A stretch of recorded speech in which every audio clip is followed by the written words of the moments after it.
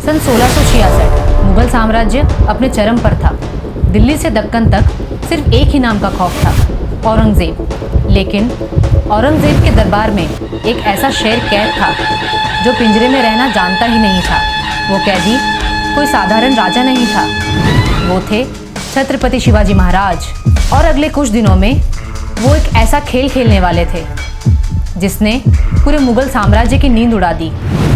साल था 1665। दक्कन की धरती युद्ध की आग में जल रही थी। एक तरफ मुगल सल्तनत, दूसरी तरफ उभरता हुआ मराठा साम्राज्य, और उस स्वराज्य का नेतृत्व कर रहे थे छत्रपति शिवाजी महाराज। मुगल बादशाह औरंगज़ेब अब समझ चुका था, जब तक शिवाजी महाराज जिंदा हैं, दक्कन कभी पूरी तरह झुकेगा नहीं। इसलिए उसने अपने सबसे अनुभवी सेनापतियों में से एक मिर्ज़ा राजा जयसिंह को दक्कन भेजा। जयसिंह सिर्फ योद्धा नहीं था, जयसिंह ने समझ लिया था छत्रपति शिवाजी महाराज को सिर्फ तलवार से हराना मुश्किल है। लंबी लड़ाइयाँ, घेराबंदी और राजनीतिक दबाव के बाद पुरंदर की संधि हुई।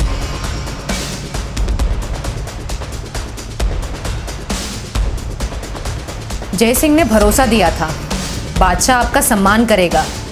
लेकिन दिल्ली की राजनीति में मुस्कान के पीछे छुपा हुआ धोखा पहचानना आसान नहीं था। छत्रपति शिवाजी महाराज अपने पुत्र संभाजी महाराज के साथ आगरा के लिए निकले। ये सिर्फ एक यात्रा नहीं थी, ये दो शक्तियों का आमना सामना था। रास्ते भर लोग महाराज को देखने के लिए उमड़ पड़े, क्योंकि उस समय तक शिवाजी महाराज सिर्फ एक राजा नहीं रहे थे, वो उम्मीद बन चुके थे। एक ऐसे नेता जिन्होंने आम लोगों को ये विश्वास दिलाया कि बड़े साम्राज्य और उनकी नाइंसाफियों को चुनौती दी जा सकती है। महाराज रास्ते भर शांत थे, लेकिन उनके भरोसेमंद मावड़े जानते थे दिल्ली की राह जितनी दूर है उतनी ही खतरनाक भी।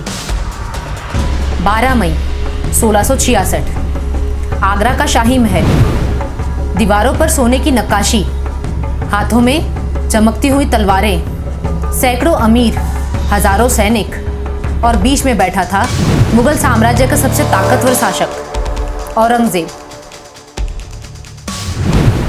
दरबार पूरी शान से सजा था। जैसे ही महाराज दरबार में पहुंचे, चारों तरफ कानाफूसी शुरू हो गई।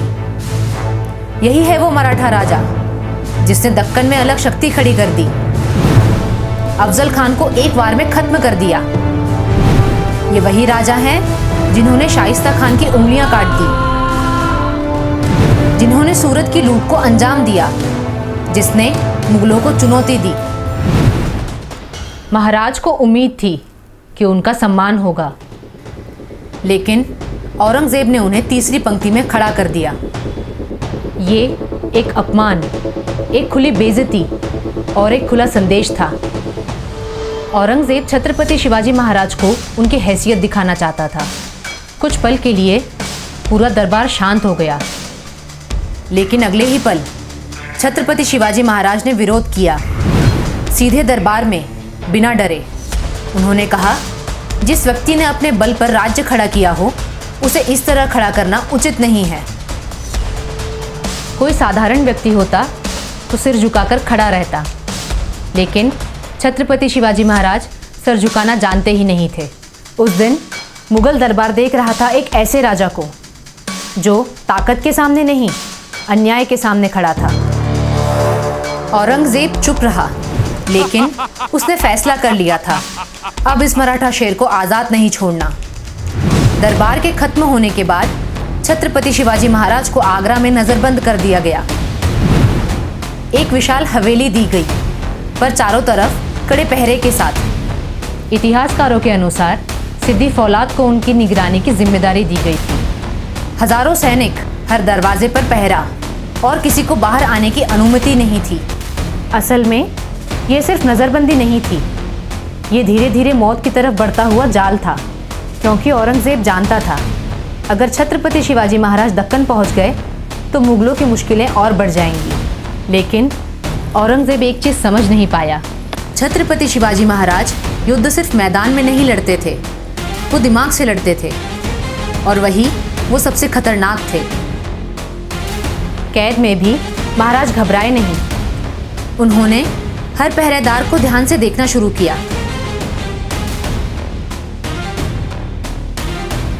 कौन सा पहरेदार कब बदलता है, उनमें से कौन सा सख्त है, कौन लापरवाह है, किस समय किसकी जांच ढीली पड़ती है। महाराज समझ चुके थे, हर किला बाहर से नहीं अंदर की कमजोरियों से भी टूटता है। दिन बीतते गए और फिर अचानक खबर फैली, छत्रपति शिवाजी महाराज बीमार पड़ गए हैं। उन्होंने बाहर निकलना बंद कर दिया, लोगों से मिलना कम कर दिया। महल में वैद्य आने लगे, दवाइयां आने लगी, पूजा पाठ शुरू हो गया। धीरे धीरे महाराज ने गरीबों, साधुओं और ब्राह्मणों को मिठाइयाँ और फल भेजना शुरू किया। हर दिन बड़ी बड़ी टोकरियां बाहर जाती। शुरुआत में मुगल सैनिक हर टोकरी की सख्त जांच करते थे,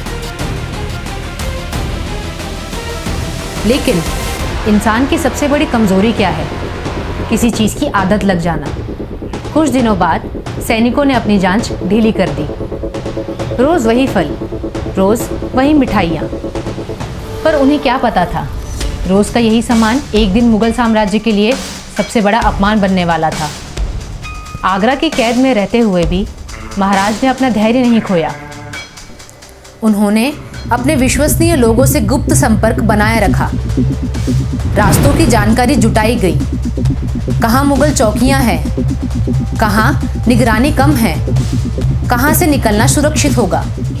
छत्रपति शिवाजी महाराज जानते थे, सिर्फ भागना काफ़ी नहीं है, जिंदा बचकर दक्कन तक पहुंचना ही असली जीत है।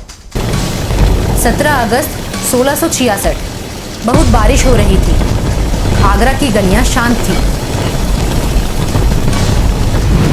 महल के बाहर पहरेदार ऊँघ रहे थे, लेकिन अंदर मराठा इतिहास का सबसे बड़ा दांव खेला जा रहा था। महाराज ने अपने भरोसेमंद मावड़े हिरोजी फरसत को अपनी जगह पर बिस्तर पर सोने को कहा। कमरे में ऐसा माहौल बनाया गया जैसे महाराज गहरी बीमारी में सो रहे हों। फिर लाई गई 2 विशाल टोकरियां, ऊपर मिठाइयां और फल, नीचे एक टोकरी में बैठे छत्रपति शिवाजी महाराज और दूसरे में छोटे संभाजी राजे। टोकरियां उठी, धीरे धीरे महल के मुख्य दरवाजे की ओर बढ़ने लगी। अगर किसी सैनिक को थोड़ा भी शक हो जाता तो सब कुछ वहीं खत्म हो जाता। मुख्य दरवाजे पर पहरेदार ने आवाज लगाई, रुको। टोकरियां नीचे रखी गई। एक सैनिक आगे बढ़ा, उसने टोकरियों को हाथ लगाया। सैनिक ने टोकरी थोड़ी खोली, ऊपर सिर्फ मिठाइयां थी। पहरेदार ने टोकरियों को ले जाने दिया।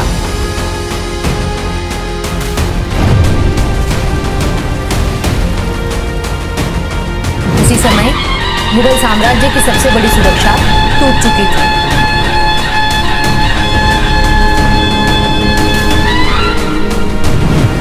छत्रपति शिवाजी महाराज आगरा की कैद से बाहर निकल चुके थे।